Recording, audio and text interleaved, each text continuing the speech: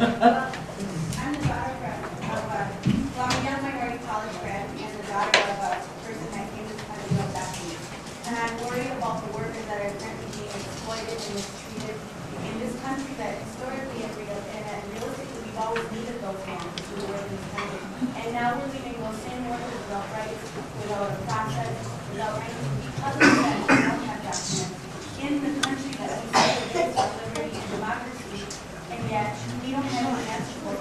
And I'd like to say that there's probably people that say, you know what, I don't care what, but I want to say I'm educated, I'm out there, and I'm ready to help be a better change to the world. And I want to exist if my dad had come here for a better life, and I'm only here, and we only here tonight to make this country better as Americans.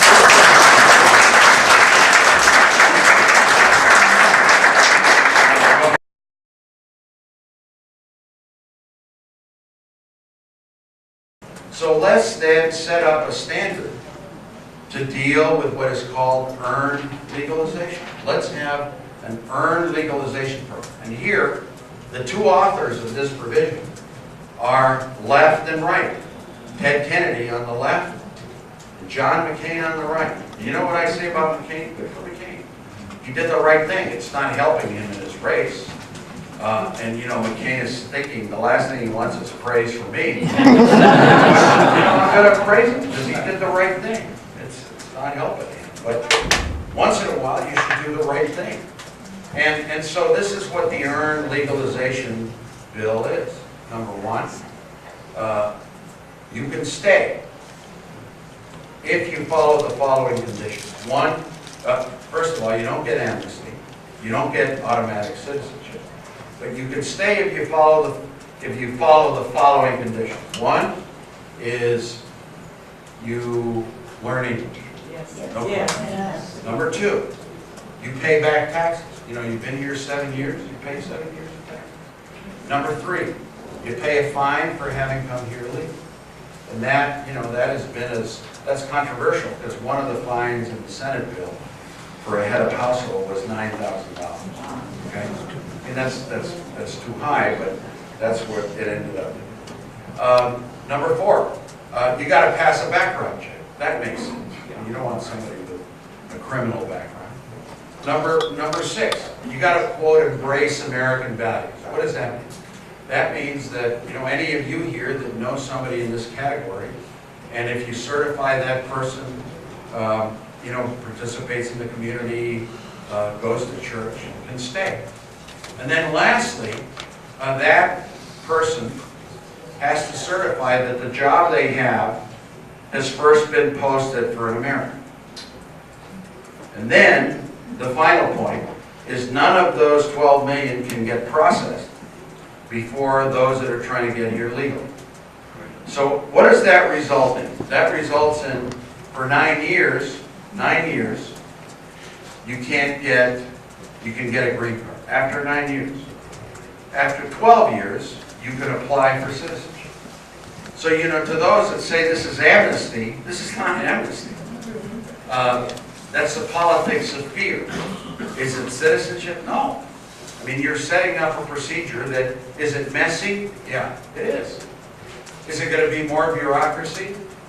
Yes. Is it going to cost? Yes.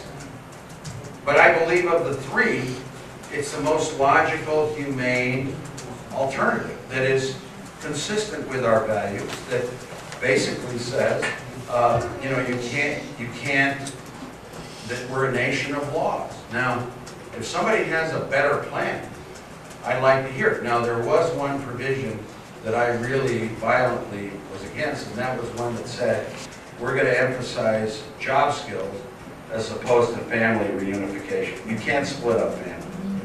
And so that had to be fixed, but it wasn't in the final bill that I just described. But it all died anyway. So we have a shot at it again with a new president, but is it going to be taken up between now and the election? No. So as a result, you've got a lot of uncertainty. A lot of talk show hosts, they're going wild, inflaming people. And, you know, there's uncertainty. I had a police chief here in New Hampshire say, okay, well, Governor, do I have jurisdiction to arrest an illegal work? I said, no, it's a federal issue, and there's a judge that stipulated this. But there is no federal person to do this, so there's enormous uncertainty. Now, I have to go to dairy. Yeah, I want to, let me just close with this. And I'll talk to some of you that I think this lady in the back, I'll be glad to, as I go out. Which way am I going, that way? All right, go get that lady in the back.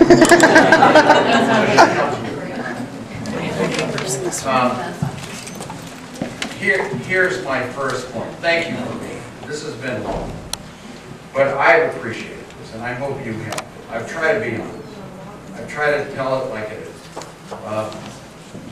My pitch to you is this: let's have an election where we're not overcome by factors that those of us that don't have the resources and the glamour that others are kind of put off. Just give me a chance. I'm going to be back here many times. I'm planning almost to take up an apartment here. and so I'm grassroots. You know, I go door to door. I hold the world's handshake. 13,000 in an 8-hour period. I've been to towns that no one else has. Marlow, New Hampshire, where there are no people. And thank you all very much.